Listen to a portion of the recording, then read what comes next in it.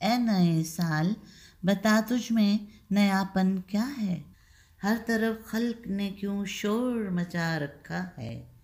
روشنی دن کی وہی، تاروں بھری رات وہی، آج ہم کو نظر آتی ہے ہر ایک بات وہی۔ آسماں بدلا ہے نہ بدلی یہ افسردہ زمیں، ایک ہندسے کا بدلنا کوئی جدت تو نہیں۔ پچھلے برسوں کی طرح ہوں گے کرینے تیرے، کسے معلوم نہیں 12 مہینے تیرے۔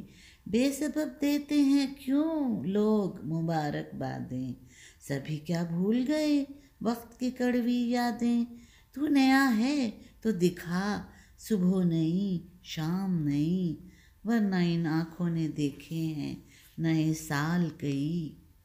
نبیلہ روبی بعض اوقات لوگوں کی محفل میں مخلصانہ سلام پیش کرتی ہے اور آپ سب کو آنے والے نئے سال 2021 کی ڈھیروں مبارکیں دیتی ہے۔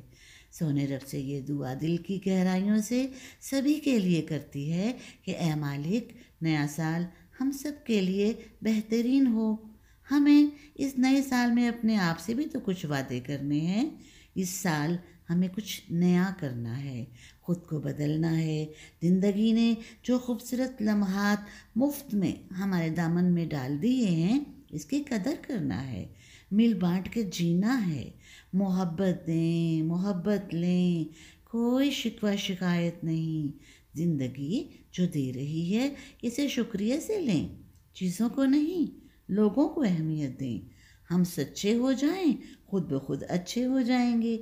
سب سے پہلے تو ہم سب کو لفظ میں اسے ختم کرنا ہے۔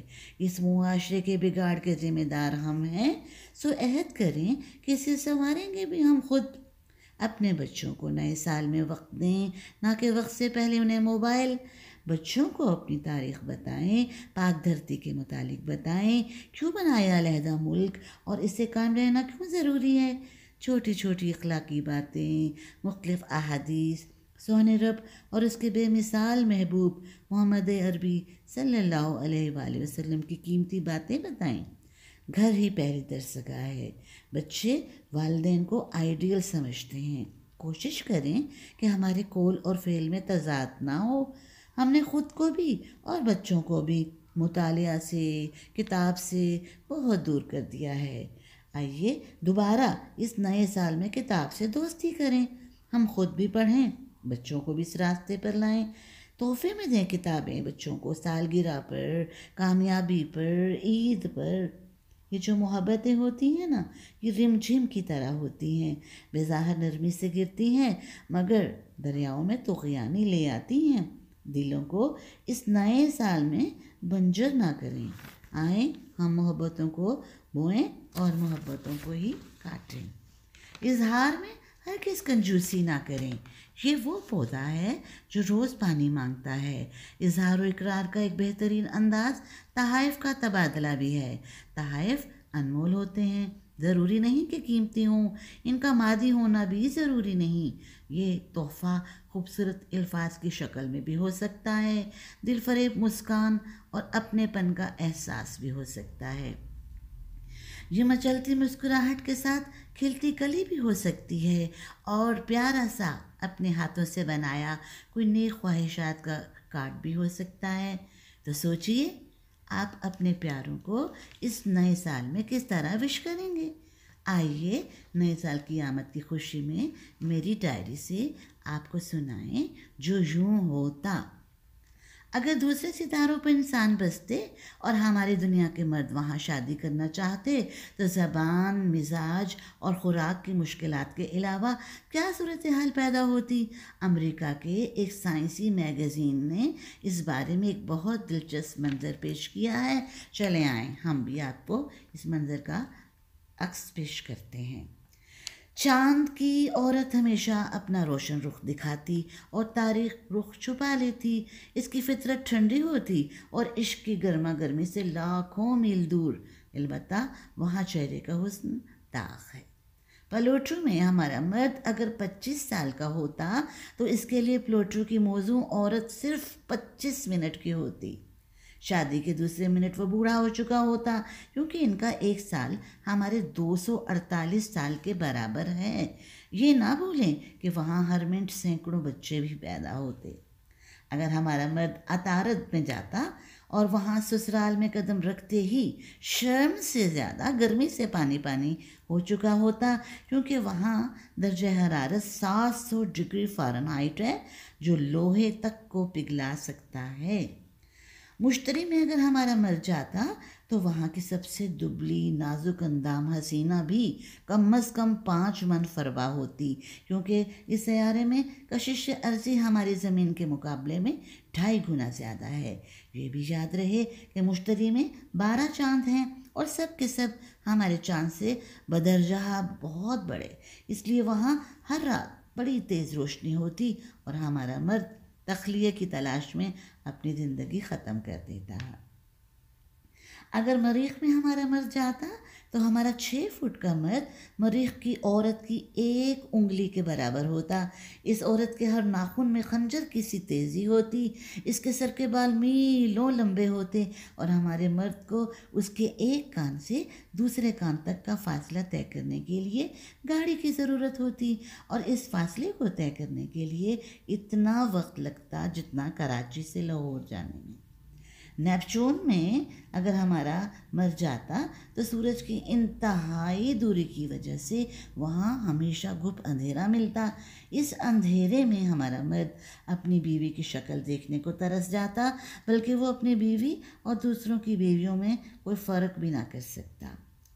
زحل کے سیارے میں اگر ہمارا مر جاتا تو سائنسدانوں نے بڑی تحقیق کے بعد یہ پتہ چلایا ہے کہ وہاں انسان کا وجود اگر ناممکن نہیں تو 2 جنسوں کا وجود ناممکن ہے۔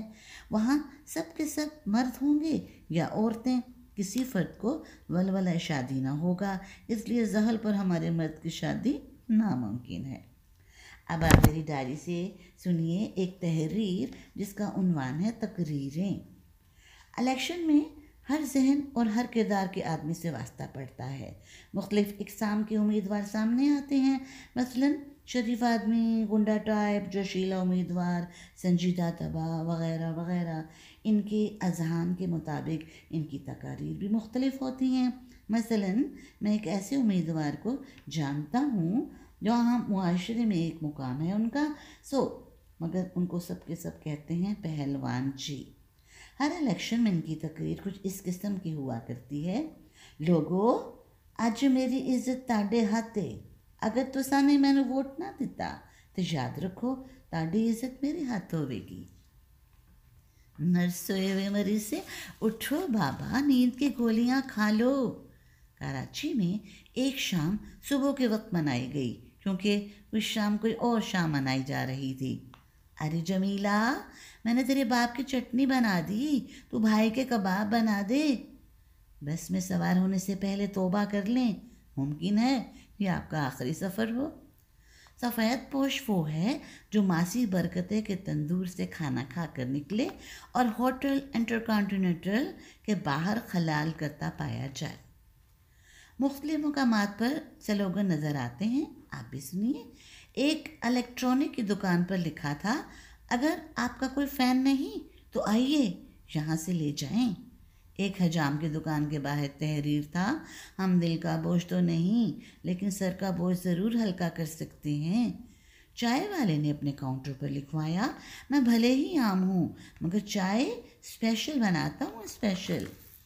میری ڈائری سے اب سنیے آپ اعتراف: میں سگریٹ کبھی نہیں پیتا، ہاں البتہ جب غمگین ہوتا ہوں تو غم غلط کرنے کے لیے، خوش ہوتا ہوں خوشی دوبالا کرنے کے لیے، اکیلا ہوتا ہوں تو تنہائی دور کرنے کے لیے، اور جب دوستوں میں ہوتا ہوں تو ان کو پلانے کے لیے پیتا ہوں، جب بھوکا ہوتا ہوں تو بھوک کی شدت کم کرنے کے لیے، اور جب میرا پیٹ بھرا ہوتا ہے تو کھانا ہضم کرنے کے لیے سگریٹ پینا ضروری ہے، ورنہ میں اتنا بے وقوف نہیں کہ سگریٹ کو بھول کر بھی ہاتھ لگاؤں۔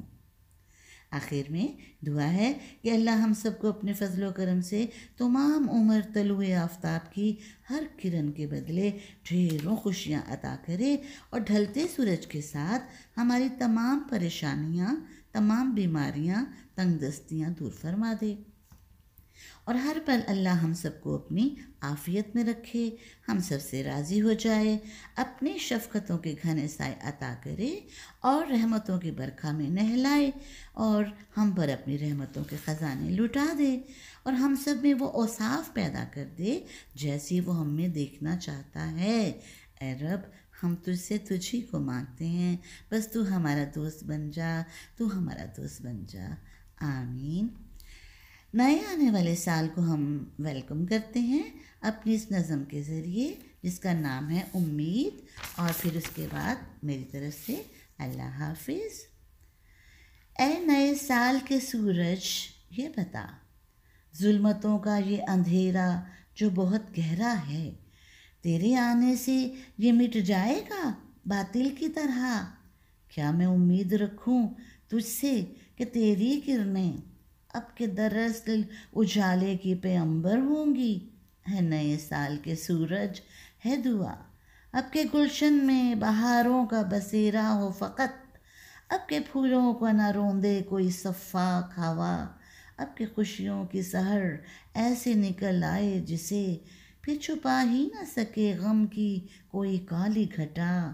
کام مشکل ہے مگر پھر بھی نہیں ناممکن، اس لیے ایک نئی امید صدا دیتی ہے، اب کہ بدلے گا زمانے کا چلن، صرف ہنسا ہی نہیں بدلے گا۔